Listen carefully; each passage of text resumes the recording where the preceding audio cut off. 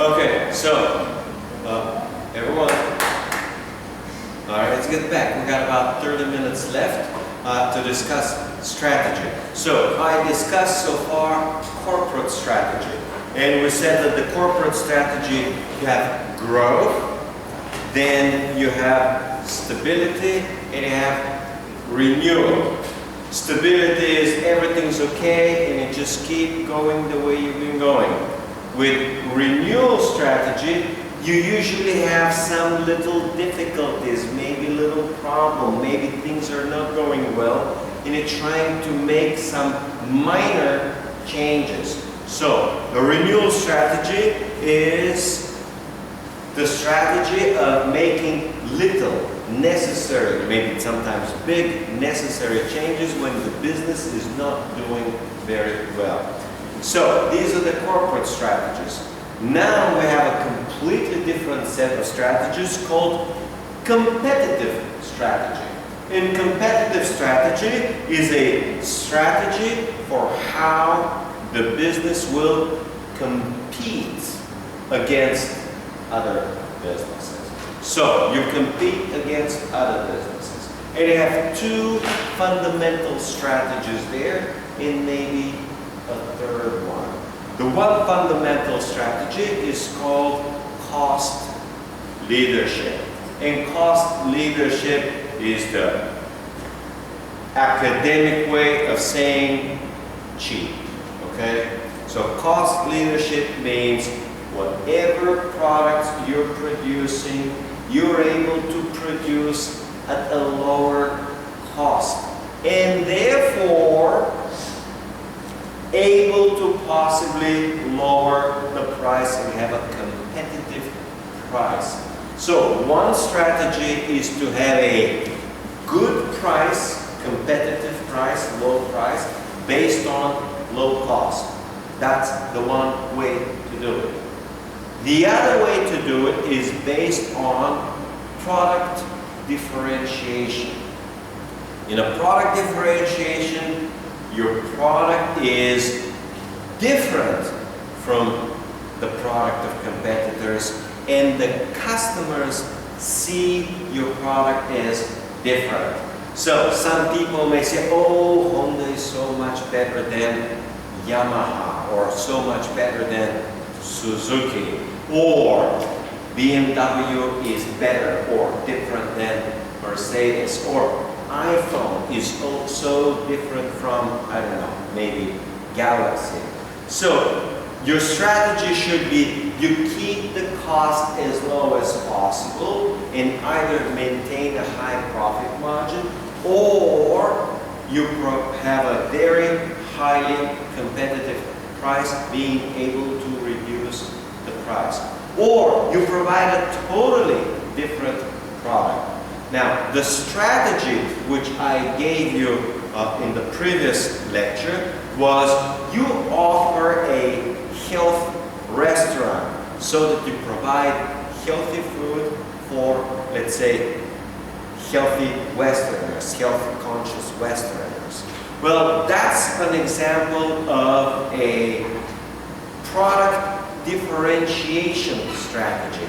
You have 1,000 restaurants, okay? And maybe 100 of them offer seafood, not very different from each other.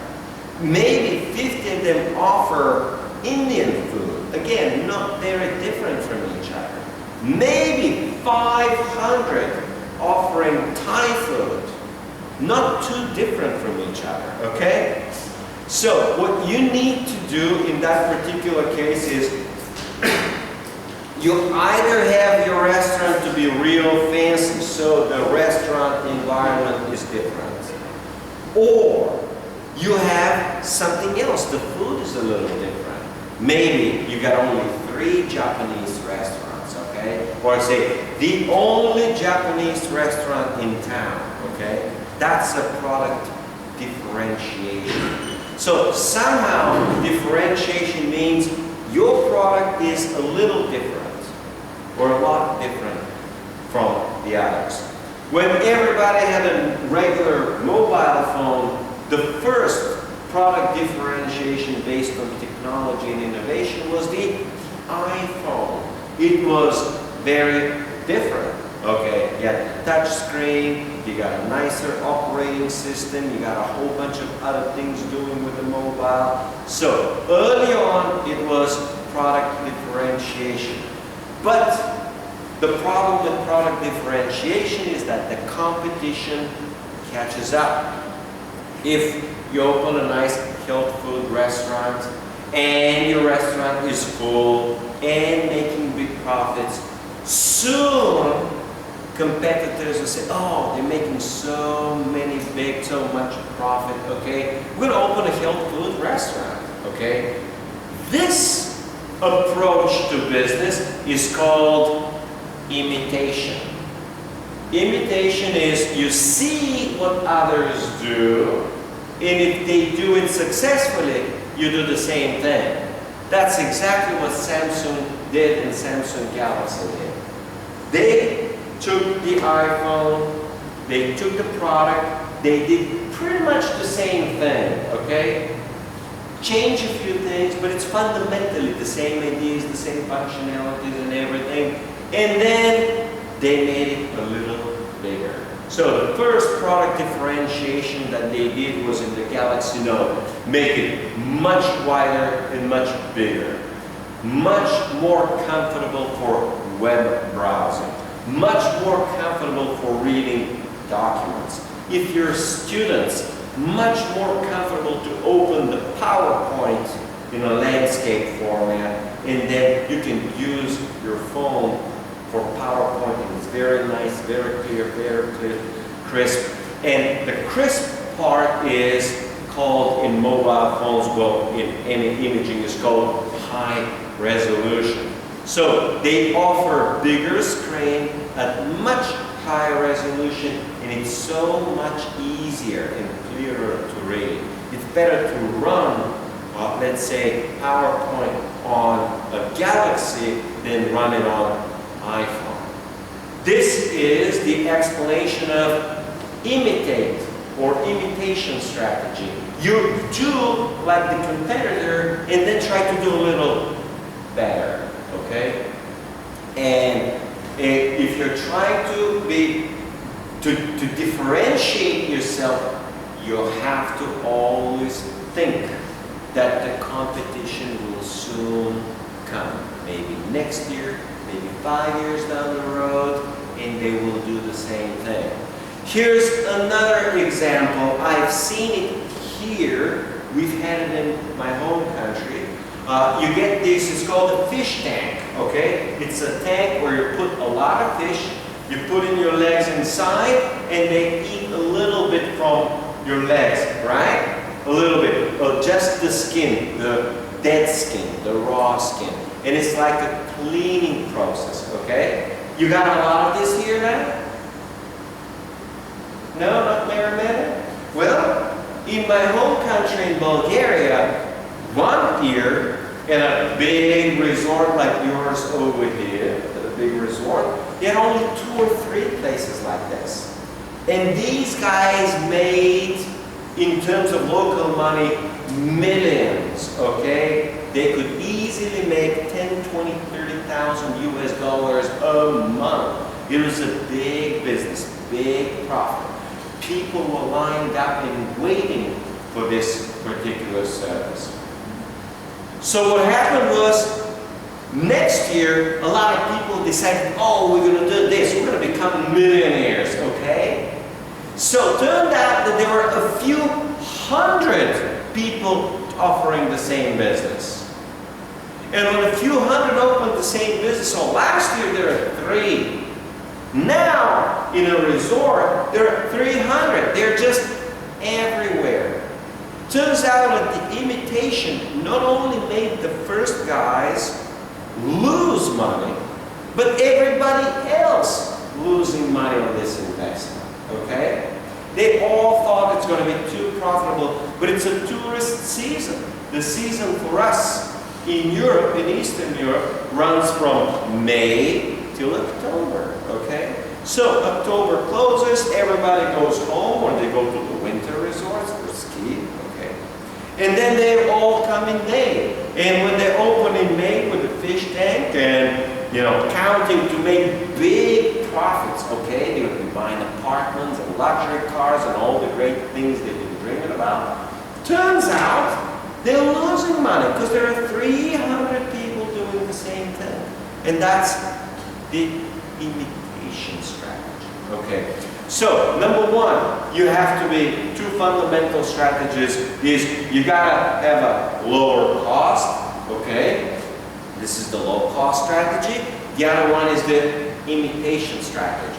Low cost strategy is based on efficiency. You somehow do things a little better, a little cheaper. Somehow, you're more efficient. The differentiation is you do it as something little differently than all the others do, okay? So, my differentiation strategy is how I'm different from all the others. Yeah, all other professors wave their hands, but I got a camera. That's a little different from all the others, right? You got 30 professors here, maybe 300, okay? But I'm the only one using the camera, okay? That's a clear differentiation strategy, okay? I'm different from all the others in terms of the camera, all right? So that's an example of a differentiation strategy. And there's another one which is called a focus strategy. Let me try and find and read about the focus strategy. But the focus strategies is basically you focus on a very, very narrow range. You focus on one particular tiny little segment. That was the early idea of Apple with the iPhone. Well, they created the smartphone industry. And the focus was smartphones. They did not make any other phones, okay? On the other hand, Samsung's got a broad. They got from the basic, most basic and the cheapest phone to the most sophisticated smartphone. So with a focus strategy, you focus on one particular segment and stick with it. The focus strategy of BMW would be luxury. They want the basic luxury. They want the standard businessman, the standard mid-level manager, even entry-level manager, you know, 30-year-old to buy BMW. They provide a very, very, very high quality and in a nice luxury package you get to love in a matter of days, okay, or in a matter of hours, or just by looking at it, okay? So, focus strategy is you just choose a particular narrow, small segment and work on it, okay? The focus strategy I gave you, it's also focus strategy is the health. It's the health market. You have a healthy restaurant. On the one hand, again, it is a differentiation. But on the other, it's a very, very narrow market segment. It's called a niche market segment, okay? Which is very good. So focus on it. Okay, let's see what else we got. Okay, what are the typical strategic weapons? So, what are the typical strategic weapons that managers have? And I've found a few of them. Number one is customer service, especially for restaurants, especially for hotels. In other words, for the hospitality and tourism, customer service is extremely important. It is one of the better ways to, again, differentiate yourself, to be better. Customer service, number one. Number two, employee skills. I just discussed it, the previous one, where you just don't open a massage parlor and hire just 10 girls, anybody, all right? You train them. You make sure that they are really good. You advertise your business. Everyone is trained 3 months. Everyone is licensed. Everyone has special skills, okay? Well, for professors, you gotta have it. For doctors, you gotta have it. But you should have it for practically anywhere, for any kind of business. So, number one is customer service. Number two is employee skills. Number three is employee loyalty. Employee loyalty is if they love the business, they stay with the business, and they're ready and willing to sacrifice for the business. So employee loyalty is very important, okay? Otherwise, the employees, they just leave, okay? And when you leave, you gotta get a new one, you gotta hire them, you gotta get them a work permit, you gotta train them, they gotta learn. You know, it's not a good, profitable business to keep employees leaving and hiring. You want to keep them staying. It's called low turnover. Low turnover means very few employees leaving, and therefore you need few employees to hire. High turnover means they come, they stay a few months, they're gone, you gotta hire again. High turnover usually means problems, usually means something's not good, something's not right, means you need to change your business strategy. So, customer service, employee skills, loyalty. The next one is innovation. You need some form of innovation. Innovation in a restaurant could be a new design, a new decoration. It could be a new music. Innovation means you somehow are innovative in your business. Could be a new music, okay? It could be a new meal, okay? A new special meal.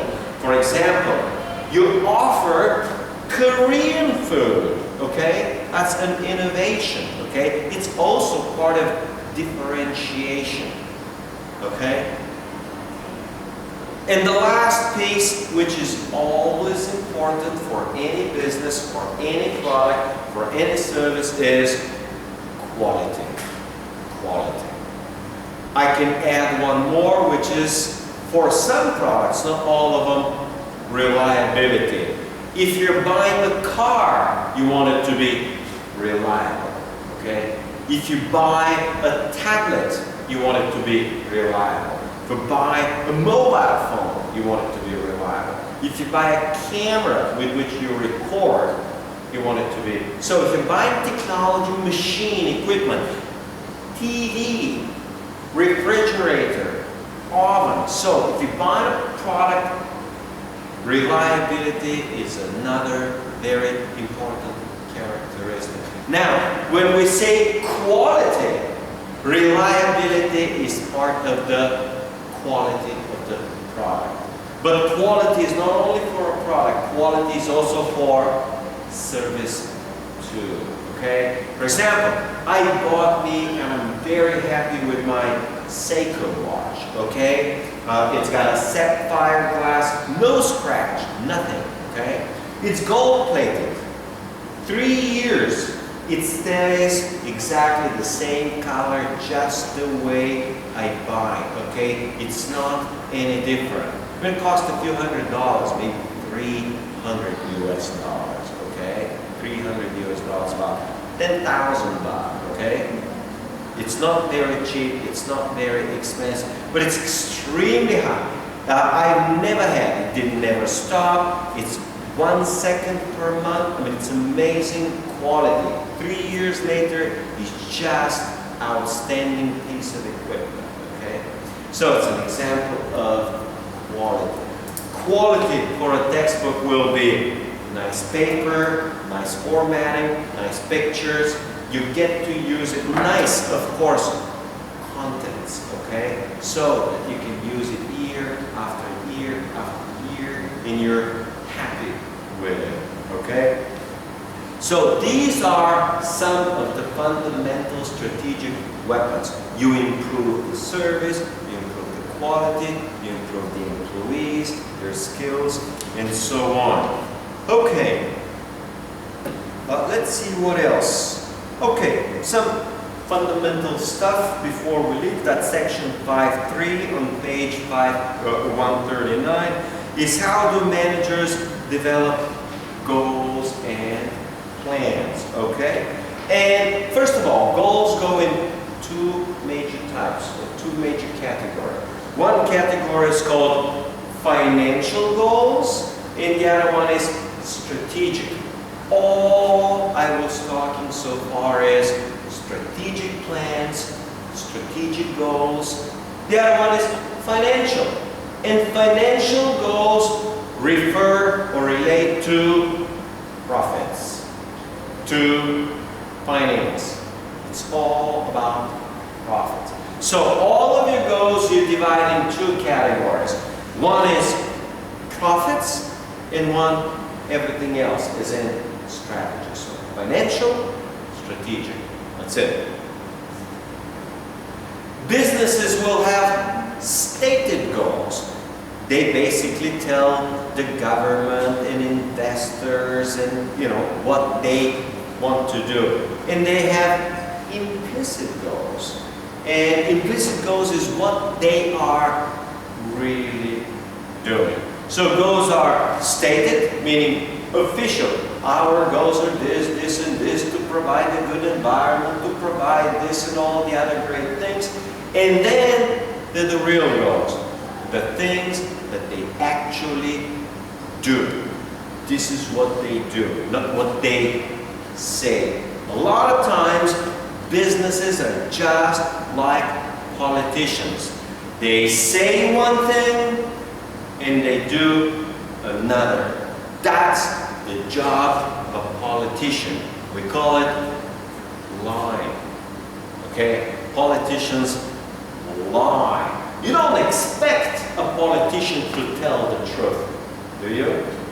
Also, when a politician goes and makes a lot of promises, nobody's expecting the politician to keep his word, right?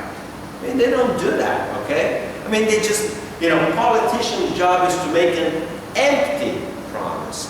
Same thing in business. Businessmen often make big statements, big goals, big profits, which they don't mean, they don't intend, they don't want to keep, they don't care about, okay? They care about the nice vacation they're going to get, they care about the luxury car they're going to get, they care about the big salary they're going to collect, okay? And maybe a big bonus at the end of the year. They don't really care about the company and other things. So you got to be careful what businessmen say and what they actually do, because most often they're just like politicians. So we call these stated goals, and then you have real goals. Real goals is the goals they actually chase, the goals they actually, this is what they actually do as opposed to say. Okay. You got a number of different ways to set goals, and the most common one is the top-down approach. We say we increase profits by 10%, okay? If we're going to increase profits by 10%, the next step we say we increase revenue by 5%, we cut costs by 5%, and profits go by 10%. The next step is we increase revenues by 5%. You specify how. We're going to increase the product sales of iPads or iPhones or, I don't know, MacBooks, okay? This is the Apple product. So you specify which product you will increase sales. Then you specify for which product you're going to cut the cost by 5%, okay? So a top-down approach is you decide what you want to do, and then you decide how you're going to do by product, how you're going to do by service, okay? And then you say top management decides this, and then you give the goal to the middle management. And the middle management provides and divides the goal to the low-level management. And low-level management divides the goal to the regular employees. So you state the goal at the top and then you spread it down to everybody else. And at the low-level employee, the goal will be you walk at 12:30 when the class finishes, and you shut down the AC for 1 hour. That's going to be a simple cost-saving strategy that does not hurt anybody, does not hurt business. It's not the same as shutting down the lights at 10 o'clock that are lighting the campus, okay? And it's not the same when kids are playing basketball at 9 o'clock, you shut down the light of the basketball court, okay? That's terrible. You don't want to shut, down electricity to save a little bit of money when students are playing basketball, okay? You don't want to do that. You want to shut it down between 12:30 and 1:30 when we know there are no classes. All right, so the top-down strategy will ultimately tell, I don't know, the janitor or the cleaning lady or someone from the personnel here to walk in every class and turn off the AC, and that's going to save, I don't know, 0.5% of all costs. Okay? So that's the top-down approach. And there's another one which is called management by objectives. And it's again a process of setting mutually agreed upon goals and using those goals to evaluate performance. So manager comes with everyone underneath and say, okay guys, we need to set our goals here, okay? So someone, let's say product manager for iPhone says, okay guys, we need to cut the cost of iPhone by 5%. And he calls everybody, the whole team, and say, I want you to give me proposals of how we cut the cost. And they say, well, we can change the touch screen, okay? Or we can put a cheaper camera. Or we can change the aluminum cover with a plastic, the aluminum case with a plastic case. Plastic is much cheaper, but aluminum is much, much higher quality, okay? So everyone is coming with different ideas about how to, or we can leave the old processor, which is going to be cheaper, okay? Or we're not going to increase the RAM, the memory, all right? So everyone's coming with different ideas about how to do this. And that's one way to do it. Basically, the idea is you call everybody and say, hey guys, this is what we're trying to do. Give me ideas on how to do this, how to lower cost. In a university, the simplest strategy to cut costs is increase the classroom size. 30 students is optimal. Well, 35 is a little bit too much, but we can handle it. Well, just make it 40, no big deal. Well, just make it 45, it's okay. Well, if you're already 45 or 50, you might as well make it 55, right? And if we're 55, we might as well make it 60, right? Soon enough, we're going to be running classrooms that are 70 or 100, okay? Well, what about Europe? They've done this long time ago, and when I was a student, first year student, we got economics. We don't have little groups. We got a big, huge auditorium. 250 students in there, okay? 250.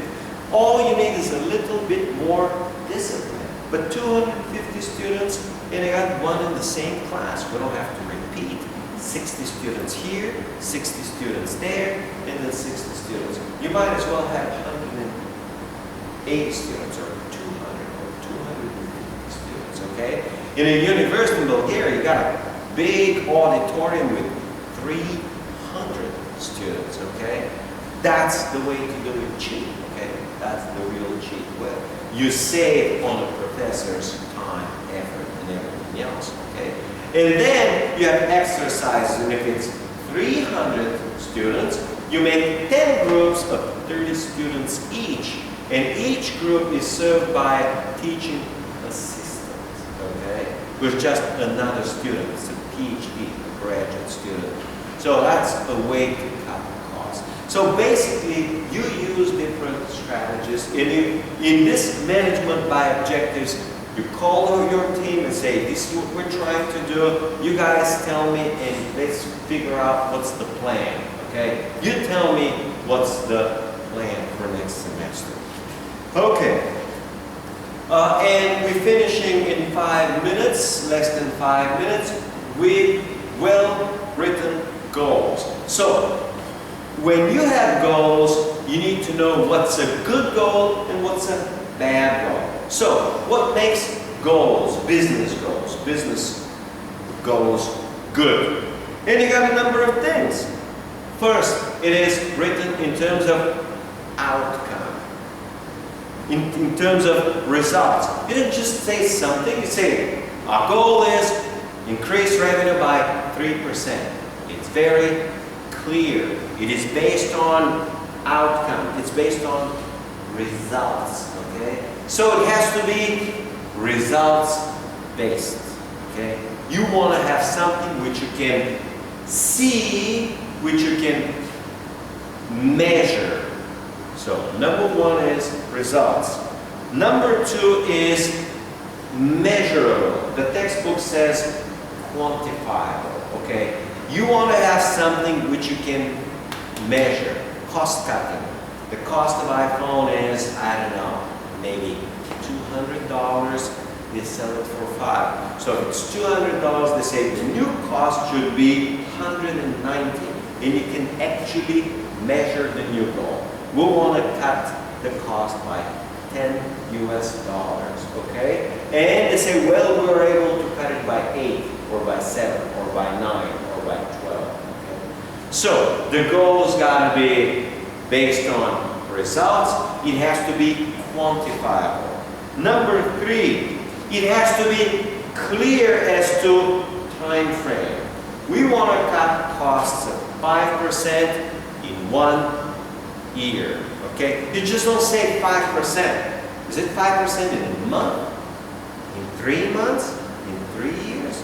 So, a goal's got to have specific time frame, okay? Don't just say goals. Oh, the biggest university in town, or the biggest, university. Well, you got to say better, the biggest in 2 years. So goals have time. Next one is challenging. The goal's got to be relatively challenging. It's very easy to grow the business by 0.5%. It's more challenging to grow it by 8 or 10. But, so the goal's got to be, on the one hand, a little bit challenging, pushing people, but it's got to be also realistic. You can't just say, we're going to grow the business by 20%, profits by 20%. Yeah, that's totally unrealistic. Could be for some products, okay, for some businesses, especially mature business. For example, you have a hospital. How are you going to realistically increase revenue by 20%? You can't. I mean, it depends on how sick people get, okay? It depends on a lot of other things. It doesn't depend on you, okay? But it's a realistic growth to say, we're going to grow the hospital 20% in 5 years. And we grow by 4% a year. 4% is not too much. It could be achieved. It's realistic, okay? So goals got to be realistic. And another requirement is very simple. Goal has to be written. You just write it down and you tell everybody what's the goal, okay? You tell everybody what's the goal. So it's got to be written and published. And that's the last one. The goal must be communicated. Everybody in the organization knows what's the goal and understands the goal. All right? So let me repeat again. It has to be in terms of results. It has to be quantifiable. It needs a time frame. It has to be challenging but realistic. It has to be written. And it has to be properly communicated. Okay? Is this good enough? Ready to finish? Okay, finish.